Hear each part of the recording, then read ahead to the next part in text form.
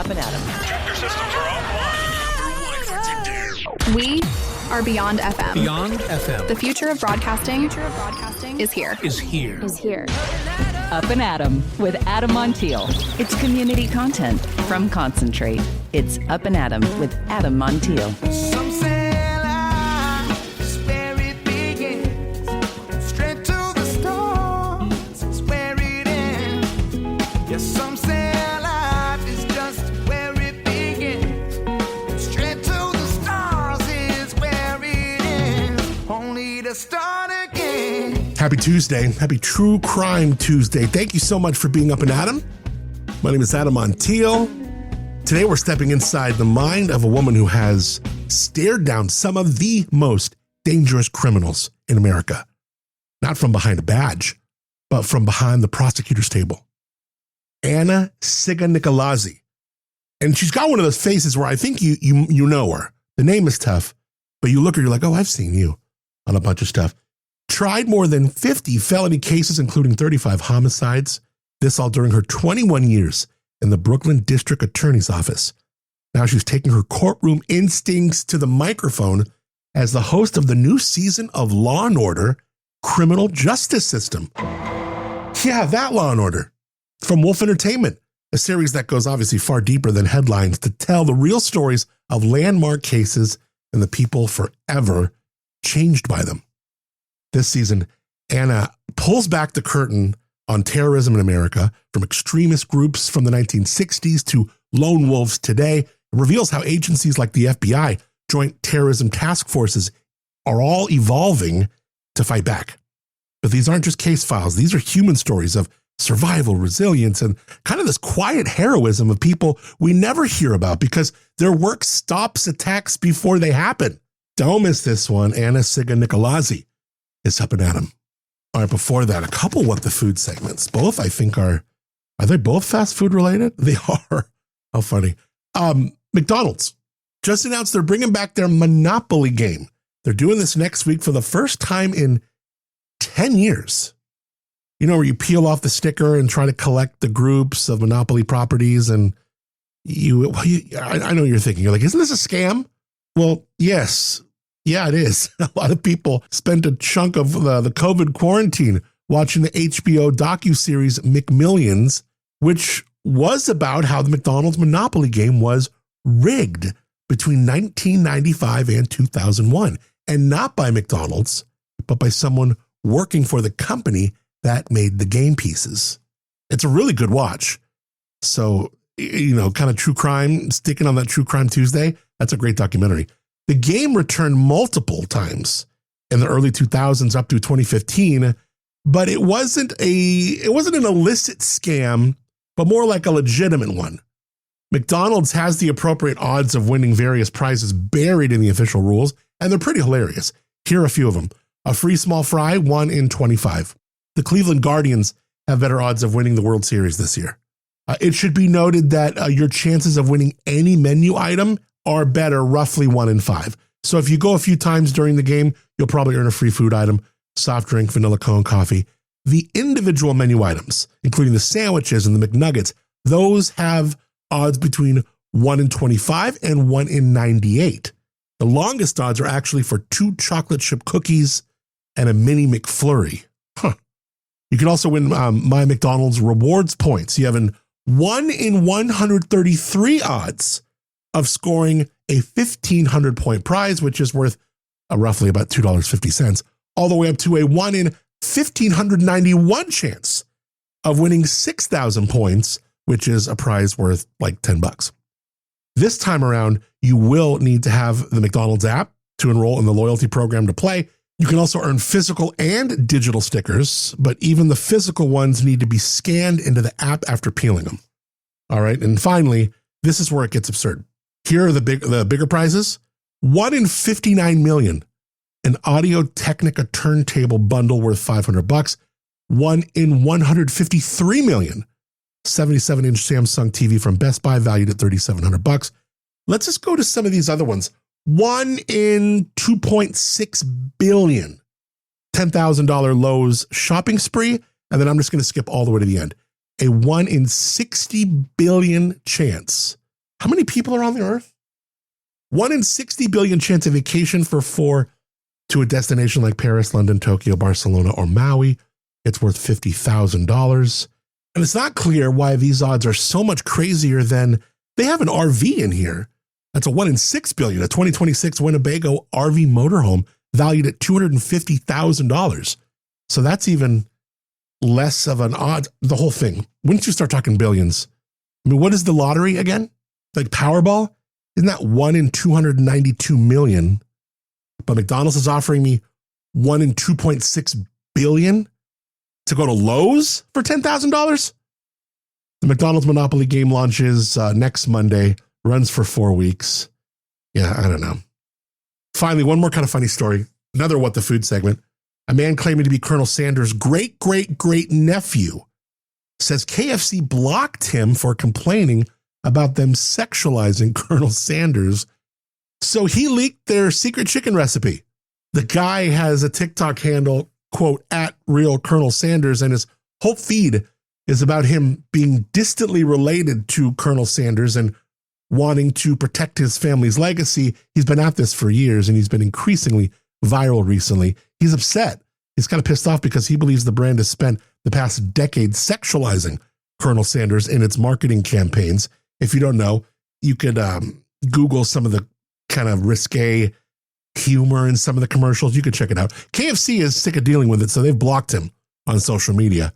So this guy responded by leaking the secret chicken recipe with the 11 herbs and spices. It includes measurements, and he says it's based on both publicly available info and stuff that hasn't been released that's been passed down through the family. According to him, you ready? The 11 spices in KFC chicken are sage, garlic powder, cardamom, cayenne, cinnamon, cloves, nutmeg, coriander, ginger, white pepper, and black pepper. So did he really spill the beans? Maybe this guy's legit, or he's just clinging to some bit of fame. Or it's possible this isn't a whole, might be, these days, might be a whole elaborate joke or publicity stunt by this random enterprising dude, or even maybe KFC itself. Although the content is so dense that it's unlikely KFC would be involved for such a little payoff. It's got me thinking, though. Interesting. All right. I want to get into our conversation with Anna-Sigga Nicolazzi. To do that, I want to thank our friends first at Arttober, the city of San Luis Obispo. October in San Luis Obispo is going to be anything but ordinary. It is Arttober, from live performances to public art, museums, and the always fun piano in the plaza. Creativity is everywhere. Don't miss it. Find your Arttober adventure at slowcity.org/Arttober. It's Up and Adam with Adam Montiel. All right, my guest today, she has tried over 50 felony cases, including 35 homicides during her 2 decades as a Brooklyn prosecutor. Now she's the voice of one of the most compelling true crime podcasts out there. Anna-Sigga Nicolazzi hosts Law & Order, Criminal Justice System, a series that digs into the real-life landmark cases shaping how America prosecutes its most dangerous criminals. Season 2 takes on domestic terrorism from Oklahoma City to modern-day lone wolves. She's also co-host of Anatomy of a Murder and former host of True Conviction. Anna, thank you so much for being Up and Adam. Good morning, Adam. How are you? I'm wonderful. I'm a big fan. I like your work a lot. Did I say your name okay? Amazingly well. Honestly, if you get any of the 3 parts, especially the last 2 well, I give you like A+ and you got them all. Thank you. That makes me so good. That makes me feel so good. Your name is so important. Look, Anna, you've stood in front of juries, delivered closings that determine someone's life, right? But off mic, off camera, you're still carrying that weight, I imagine. Maybe there's a case. What's the case? Or is there a case that still lived in you, not because of the outcome, but because of who you had to become to win it? Gosh, if only there was just one. I think there's so many of them because the cases themselves, you think about, I did mostly homicide cases, 16 of my 21 years, and you start to form a relationship with people that are no longer here because you really learn about their lives from the people that are still here and that love them. But it is those people, I think, that is the survivors left in the wake of homicide, the mothers, the fathers, the brothers, the friends, the colleagues. when you get to know those people, I am knowing them because of their worst moment, but I also see some of the best that humanity has to offer. That is what the type of things that I continue to think about. They brought those people to life after they had been killed for me, so that their memory lives on. And it is getting to know people that have such strength, more than I will ever have, no matter how many late nights I stayed up on a particular case. That's inspiring to me. It's the reminder that I genuinely believe there's more good than bad in this world, even though my career has focused primarily on the bad. But I think it's the reason that I can compartmentalize to that degree and be reminded of that every day. I love this for your path because it seems really exciting. You're hosting this Law and Order podcast, and it's kind of this spin-off from everything that we love and all the iterations from TV. So talk about how it's like carrying this intimate medium, which I just love. I've been in radio for 25 years. Like, I love the intimate medium with chatting, long-form conversation like we're doing here. I know you're obviously talented at it. So what is it like to kind of carry that torch with that kind of newer path with the new media? I think I wanted to jump up, say hooray when I started doing it, because I think, to your point, first of all, like when I first started about doing a podcast, I was like, what is that? I remember Serial. I was like, do I really want to do that? I talked in front of juries for many years. Then I did television, telling stories that way. I have fallen in love with it to such a degree. There's nothing better, because you speak your mind. You are talking directly to people. I listen to podcasts and radio primarily in my car, and I love it because it is just me and the person speaking to me. Right. And I think sometimes you are more connected to that person just because you can see someone smile by the way they talk. You can feel someone's pain sometimes by the way they speak.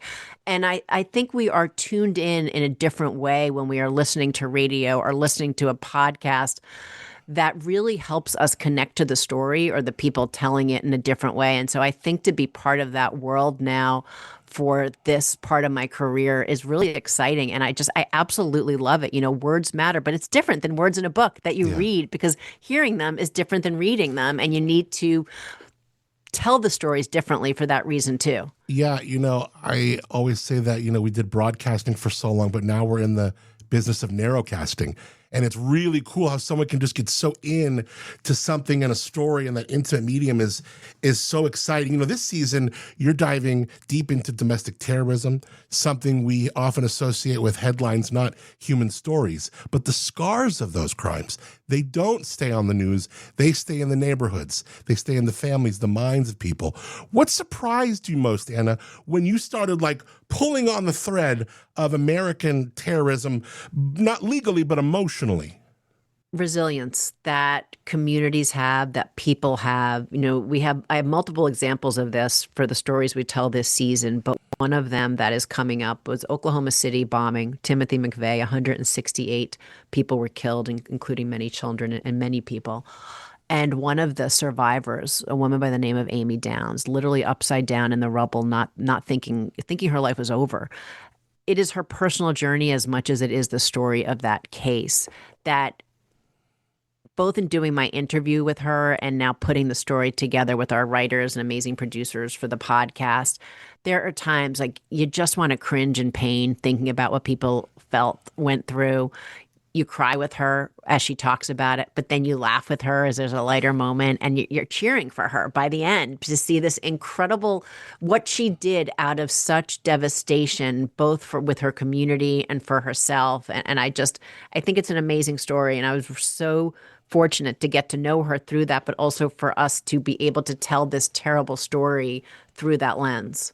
On top of the people that obviously worked that case, and hearing first responders, they can tell you what they did and how they collected evidence, and they were there to pull survivors out of the rubble. But hearing the quiver in their voice when they tell you how they will never forget some of what they saw, it was the drive also to make them keep going when they thought they couldn't. It's powerful stuff, and I think it's important for us all to be reminded of that, because it's much more than what we see or read in the headlines. You're so right. And I was doing an interview like this with one of the homicide investigators from New Orleans for one of his first 48 shows, right? Like Homicide Squad. And my fiance and I love the show. I talked to him right after New Year's. They just had this huge terror attack go down, as you remember, in New Orleans. And these are just the regular homicide cops that show up on patrol, on duty, doing a case. But when you have an element like that, and it just changes the magnification so much of an event, and here's these same guys going to do it. And you're right, when you talk about the way that they just attack this, and it's really powerful, but it's almost like, like when your body gets hurt and you go into like a little shock and you don't feel it as much. It's almost like so beyond big that these people just go into like a mode where it's like, it's huge. Yeah, it's this season, Law and Order Criminal Justice System, the first episode starts with what happened in New Orleans. It starts with that attack through the lens of a survivor, fortunately, and hearing, he's out celebrating the new year with all the revelers, and then to all of a sudden be amidst this just incredible attack, the fear, also thinking, will I live? With unfortunately many around him did not, but it's a very different perspective. And we will come back to that by the end of the season. But it's a reminder that, we're talking about cases that happened, some of which in 1975, where we really saw a shift in this country to terrorism impacting people on our own soil, to where we are today. Unfortunately, not too long goes by before when we're hearing about whatever happened more recently. Yeah, the men and women, the people that work on these cases day in and day out is wild. But I also love during the podcast learning and talking to those about the cases we never hear about because they never happened because they stopped them first. And that they all say is that's when they're doing their job. That's their best day, when it's a case we never know about, but they know it. We may have known about it, but for the work of stopping it before it occurred. Tell me the podcast gets the dong dong. You get one of those, right? You get those in there? I'm smiling even when you do it. I was like, wait a second. We get the dun-dun. Yeah. We get Steve Z, the voice at the beginning, laying it out and giving the credits. I mean, that to me is like Game right over. there. It's like, that's a paycheck in and of itself. Yeah. That is golden for me. Very exciting. It's so funny because we were talking about podcasts a second ago, and I've been rewatching the show Newsroom on HBO, and there's this joke where Jane Fonda comes up to Jeff Daniels, who's the main character in the show, and talking about how he's probably going to get fired from his, anchor position, and he'll end up doing a podcast. But like this, the word podcast was used as a pejorative 11 years ago. You know what I mean? How funny is that? And now seeing where it is. You said before that explaining a case to 12 strangers from all walks of life is one of the hardest parts of your job. And sometimes I imagine even maybe the harder part is explaining it to yourself and kind of like reflecting in on it. Was there a verdict or a case, or maybe several, that you felt emotionally conflicted? Like justice was served, but the damage, man, it still cuts so deep. Again, many, but like you have to know your case inside and out. I always talk about there's this moment in every case, and for me, it wouldn't come together until maybe I was writing my opening statement right before delivering that to the jury. And it's almost like, if you know the show The Matrix, like all of a sudden it's like boom, boom, boom. Everything is coming together, and you see it so clearly because you know it. And now I can tell that story because I get all the pieces. Because again, you are talking to people from all different walks of life, different life experiences, for the good and the bad, different, some make a lot of money, some make no money, some have a lot of education, some don't, but every one of them matters in the exact same way. And they're being tasked with coming together and deciding if the evidence is enough or not. And that's my job, to give it to them. It's not only the job of law enforcement to bring it in, but it's all about if I can make it clear. Because if I don't, even the evidence there, well, game over. Because if they don't get it, that's their verdict. So for me, that was always a very difficult thing, especially when you take cases, sometimes 14 boxes sitting in my office. And how do you make sense to a jury of that? But it does, because just like I always say, it's like the story I would tell you if we were having a drink together or sitting down to lunch. That's the same story you have to explain to a jury. Yeah. That's an incredible way to put it. You've been, the voice of the state, the people, right? And that's a massive responsibility. Sometimes I imagine maybe even a lonely one. What's something you felt as a prosecutor that no one ever warned you about? Not in law school, not in training, not even in the courtroom.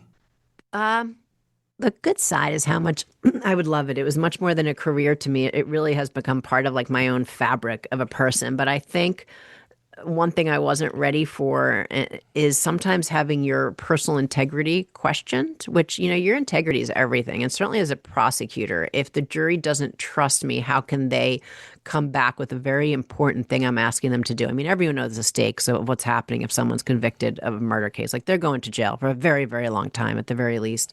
But everyone has the right to appeal. And, there's certainly a case that I can think of that my integrity afterwards was questioned by a family very publicly for, making claims that I can absolutely say were untrue, but it hurts. And when people don't know it, they don't know. You read in the paper, and if someone can write it well enough, well, maybe it is true, And I think that it was like, gosh, and I think it was, I had to pull myself outside of it and say, like, yeah, this hurts personally, because I know I didn't do these things that I'm being accused of by this family, but I get it. They want their son out of jail. But I had to step outside of it and say, you know what? This is a job I signed on to do.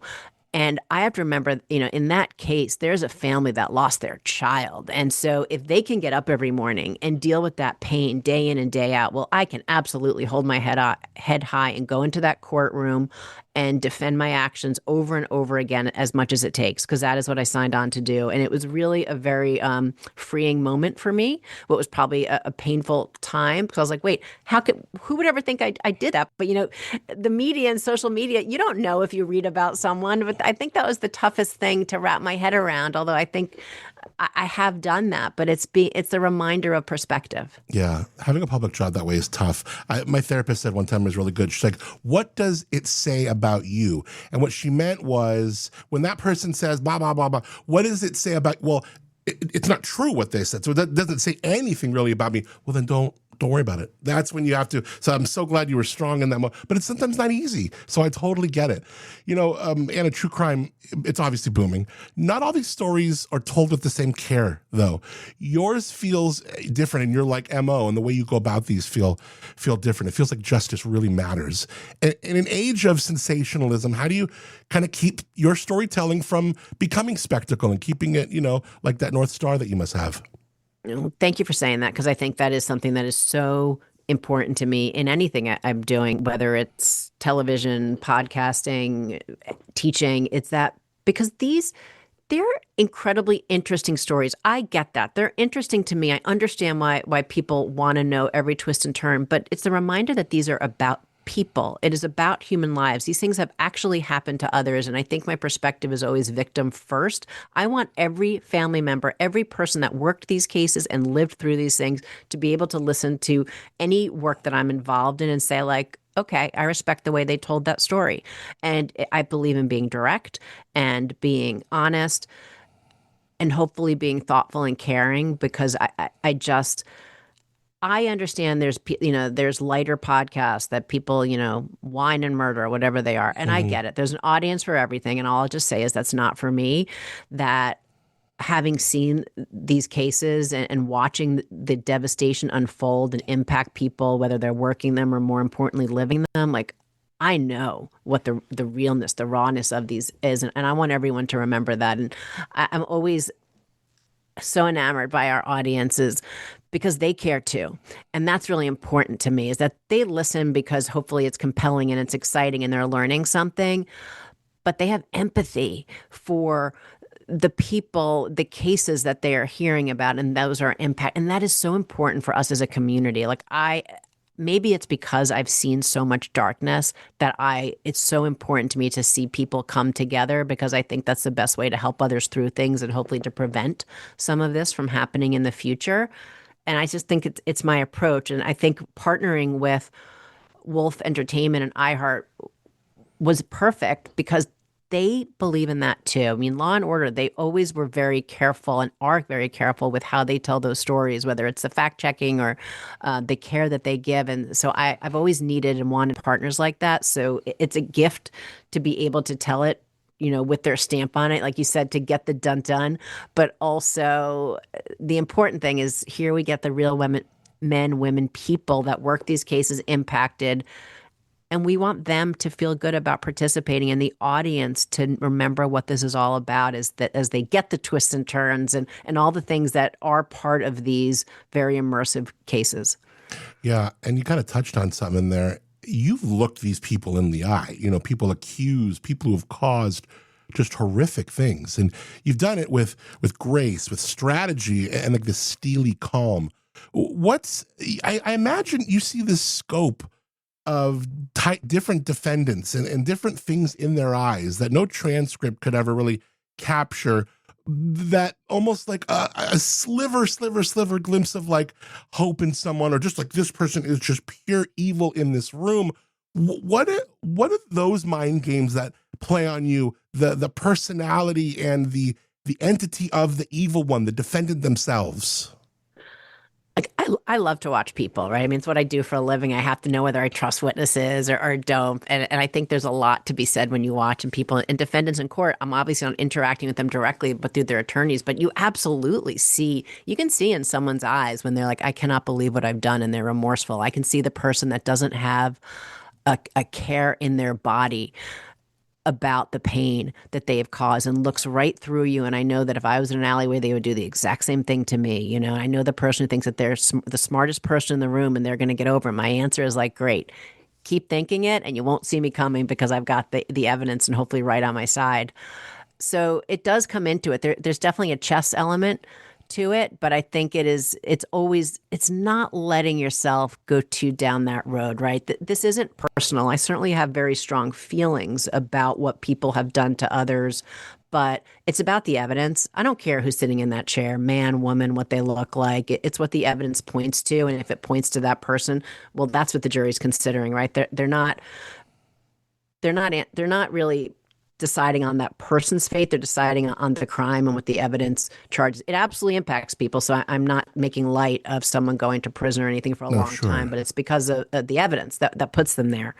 And I think that was always an important differential for me, to think about it that way. Well, thank you for the time here. Thank you for being my prosecutorial news crush. Thank you for Thank you. all the good work that you've done, and for this work on the Law & Order podcast. Can't wait to share the notes and the links to the show notes with folks. And thank you so much, Anna, for being up at Adam. Really appreciate it. I appreciate it, Adam. It was really a lovely time with you. Some say life's where it begins. Straight to the stars is where it ends. Only to start again. Law & Order Criminal Justice System. It's available wherever you podcast. We'll link to the show notes along with Anna's other projects, including Anatomy of a Murder podcast. That's great. Thanks again to Anna for being up at Adam, spending some time with us. I want to show some love to my good friends at Life Elements, hidden in the back corner of a plaza in Atascadero. Martha, she's over there doing wellness alchemy. She's putting it all together. Life Elements is where you can walk in, see things being made in real time. Just walk in there and take a deep breath. I could use a little menthol right now from her, a little stuffed up. Everything small batch, cruelty-free, made with real healing in mind. Think of arnica, calendula, magnesium, broad spectrum CBD. It is no wonder why their Relief Stick is a bestseller across the country, healing pain. Their deodorant is going gangbusters right now. In addition to their spot in A-Town, you can check out their products at the Hive in Arroyo Grande, the General Store in Paso, and of course, lifeelements.com. When you're there, use the promo code ADAM. Save 15%. But I highly recommend, check them out. Go and visit their location in person, 7425 El Camino Real, Suite O, right corner of the plaza. You can't miss it. Life Elements, and let them know you heard them on Up and Adam. All right, tomorrow, October, the beginning of just the window into the end of the year. It feels like October. Man, I can't believe this year has gone by so quick. We'll get into it tomorrow. All the stuff to expect with October. Till then, want to thank my friends at Moonshiner Collective for being up and Adam. Original music on the show called Start Again. Stream them wherever you get your music. Again, moonshinercollective.com. We love our friends at Tamber Winery for giving us the Lowbro Studios at Tamber. Check out their wine. They're tasting them in the village of Arroyo Grande. They're in a happy harvest season right now. TAMBRE, tamberwinery.com. Thank you to you for rating, reviewing, subscribing to the show wherever you listen to it, sharing it with a friend. Means a ton. Hope your week's going great. Till tomorrow, I'm Adam Montiel. Thank you so much for being up and Adam. Some say life's where it begins. Straight to the stars is where it ends. Only to start again. Let's start again.